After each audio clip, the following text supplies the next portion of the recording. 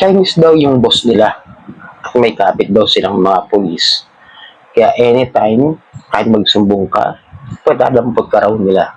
Sabi nung nagtanong sa akin. So, bago lahat, naglalambing po muna ako sa inyo na pakipollow po ang aking Facebook at ang aking YouTube. At kung nagustuhan niyo ang video ito, nakikitulong po ang pag-like, pag-share at pag-hit ng notification bell para update po kayo sa mga videos na ginagawa natin dito about sa usapang online lending app. So yun nga, disclaimer muna ulit. Hindi po ako nang hihikayat na kayo ay umutang sa mga OLA. Hindi po ako promoter, hindi po ako OLA agent, hindi po ako sponsor ng mga OLA na ito. Ako po ay mismo umuutang para magkaroon ako sa inyo ng real experience at magkaroon kayo ng expectations kung paano sila magproseso ng kanilang paniningil at kung anong proseso ng kanilang pagpapautang para magkaroon kayo ng tamang heads up about their operations. Okay? So, ito yung sabi ng nagtanong sa akin. Alam niyo po, may isa pong loan app na grabe mangharas. Ipapadampot niya daw ako. Chinese daw ang boss niya. Kapit daw nila mga pulis kahit daw magsumbong ako sa mga pulis. Okay, sabihin natin, may kapit daw sila. Chinese ang amo nila. Well, mostly abusive online lending apps are Chinese-owned at nasa ibang bansa yung mga Chinese na yan. At ang mga nag-ooperate dito sa Pilipinas ay kadalasan mga isa o dalawang Chinese lamang nandito, pero halos lahat Pilipino. Okay?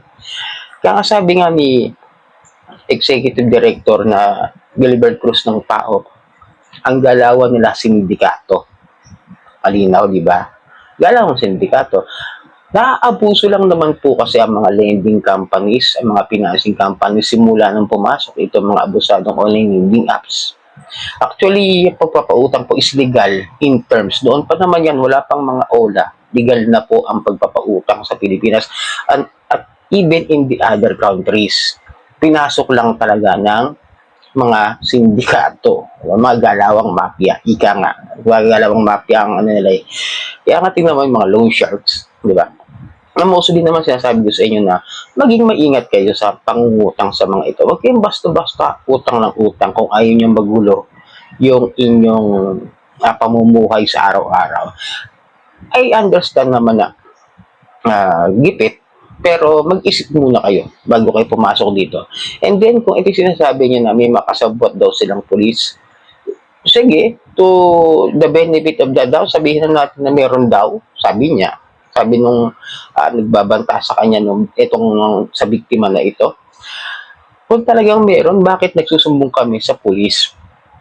Sa NBI, sa PAOK, di ba? Mostly, ngayon lalo na. And then, kung talagang may kasabot sila, bakit nagtatago kayo? Di ba? Mostly itong mga abusado kola na ito. Ito yung mga mahilig magpanggap. Ito yung mahilig magbanta.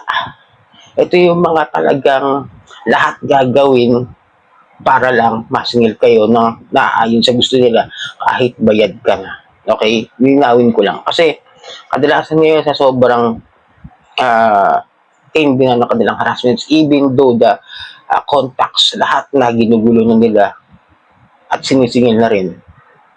Pag-iipunan nila yung mga nakontak sa ipon nila, lahat yan tatawagan. Lahat yan. Pati nga sabi siya, di ba, yung mga nakaraan na post ko about sa mga nagpo-post ng mga OLA, sa mga susunod na araw, meron na kayo pa-update sa inyo ng mga online lending apps na nagpo-post na naman ng kanilang mga borrower, okay? Yan talaga yung gustong-gusto nila para makuha nila yung attention at yung stress na binibigay nila sa mga borrower. Yung guluhin yung mga contacts, pati i-post at ipahiya. Hindi siyempre magkakaroon kayo ng stress dahil nga sa takotin nyo kahit wala kayong utang, nagbabayad yung iba. Well, ako, iba kasi yung point of view ko sa buhay eh. Hanggat ginugulo mo ko, sige, pag-usapan na, ang gagawin ko lang naman dyan is to accept na yan ang trip nilang gawin. Wala tayong control. The harassment of the OLA is beyond our control na lang. Tayo yung mag-a-adjust doon sa ginagawa nila. Pero, kung gusto nyo magkaroon ng justice, you can go to the government agencies, lalong-lalo na sa PAOK, mas mabuti na mapit sa kanila. Kasi kung ulitin ko, kung sa email lang po kayo magpa-file ng complaint, hindi po kasi yan mapipirmahan ng abogado dahil wala po kayong formal complaint with your statement na talaga pinapatunayan mo dahil may pirma ka roon. Yun lang po magiging problema roon. Yes, papasok sa email nila, but that doesn't mean na counted yun para iakit sa korte. Kaya nga mostly sa mga taga-NCR na inihikayat ko kayo na pumunta kahit isang araw lang. Then, si Sir Winston Casio, ito nga gusto niya, kung kayo talagang gusto nyo makulong yung mga all agent na yan, actually may nakulong pa rin naman hanggang ngayon Yung huli na narin nila yung isip peso, meron pa rin nakakulong dyan na talagang nakadetain sa kanila. Yung mga all agent na yun, hanggang ngayon nandoon. Then, kung gusto niyo pa madagdagan yung mga all agent para mas makapag-isip sila na hindi biro yung ginagawa na panggugulo, is bigyan natin ng chance na makapasok sa loob ng koblo. Kung bibigatan natin kasi yung mga complaints, tapos yung mga complainant, mga nagreklamo na maninindigan para kasuhan talaga, yan, mas malaki ang chance talaga na talaga magkaroon ng total justice para doon sa mga OLA victims. Ulitin ko kasi kaya medyo mahirap yung pag-aakyat ng kaso sa korte kasi pagdating sa hearing, wala na pong pumupunta. Yun lang po yung nakakalungkot. Then, kung magra-run lang kasi tayo na magra-run sa Facebook, sa TikTok, sa YouTube, wala po talaga mangyayaring pagbabago dyan. It's up to you. Ako kasi accept ko na yung mga harassment nila Ako, magkakaiba kasi tayo ng pananaw sa buhay. Ako, wala akong pakialam sa kanila. Ganun ako ganun ako katibay sa mga ginagawa nila. Nga lang maingat ako para sa mga mahal ko sa buhay. Pero, minsan may mga kamag-anak din ako na nangungutang sa kanila na hindi nila alam. Sabi ko, magtanong muna kayo bago kayo mangutang dyan. Tulad ng pamangkin, nangutang dyan at di niya alam na ganun pala yung sistema. Ayun, sabi ko, huwag ka nang dyan, huwag yung pa-stress dyan. Tanggalin mo lang yung mga SIM.